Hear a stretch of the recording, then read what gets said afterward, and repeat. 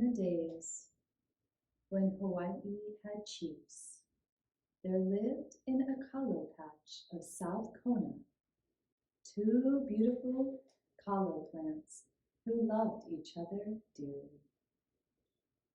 The plants themselves were very proud because they grew so tall and green. In an upper corner grew two kalo, the tallest and the greenest of all those kalo plants. The wind rustled their leaves until the two could whisper to each other. "Listen," said one, "I hear the sound of chopping. Someone is cutting wood to heat the imu." At that moment, a servant came. He stopped near the two plants as if pulling weeds and whispered to them, "The wood is being chopped and the imu is prepared.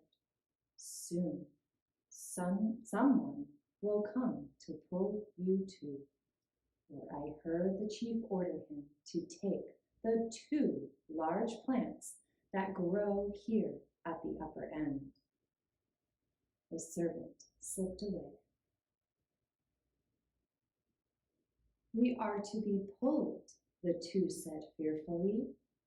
"Pulled, cooked, and pounded into poi. No, let us hide and live."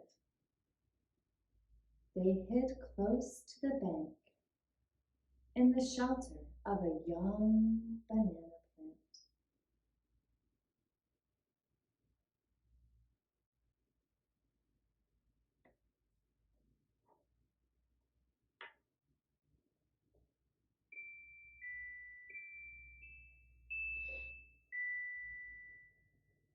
They saw a servant come to the upper corner. "The two tall plants," they heard him say. "No two are taller than the others, but they are strong and green. I'll take these two." He pulled some plants and went away.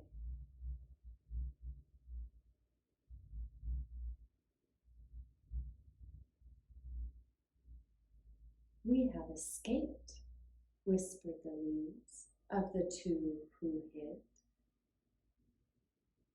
But their escape was not for long. One day the chief walked through his patch.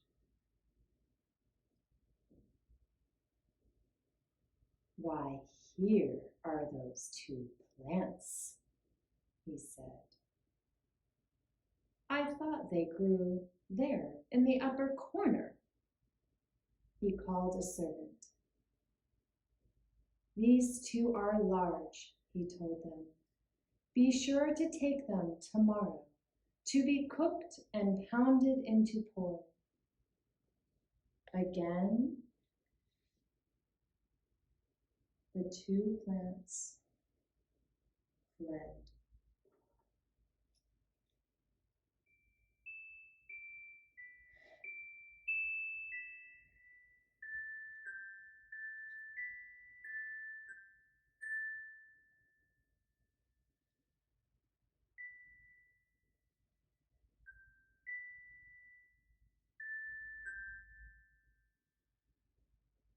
This time they hid where the long leaves of the sugarcane were drooping to the ground. The servant could not find them.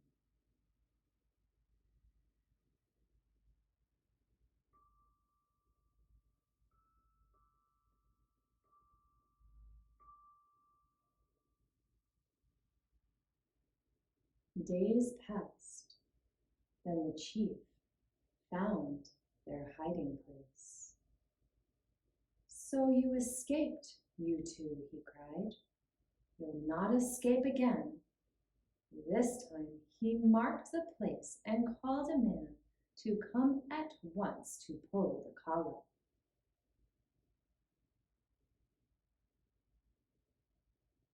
"We must not wait," the plants exclaimed. They rose in the air, their leaves serving as wings, and flew to the patch of a common farmer.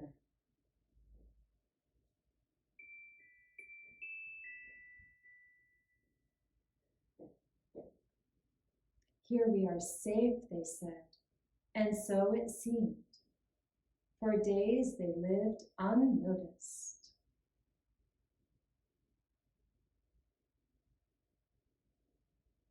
Then came the servant who had been their friend.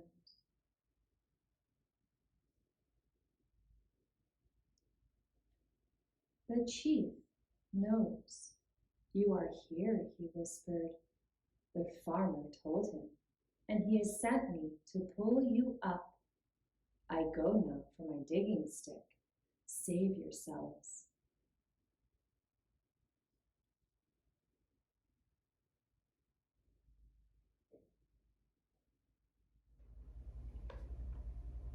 At last they flew to King Kamehameha, who stood beside his kalo patch.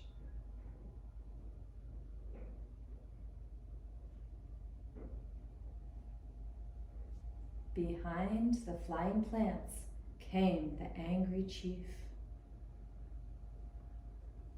Kamehameha caught the tired lovers in his hands, and stooping, he planted them as tenderly as a mother putting her own sick child to bed.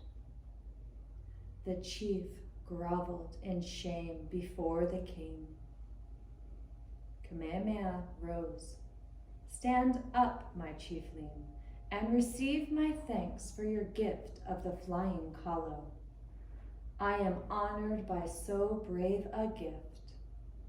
When I am weary of the trials the gods have sent, I shall come and rest my eyes on these brave plants and fill my soul with courage.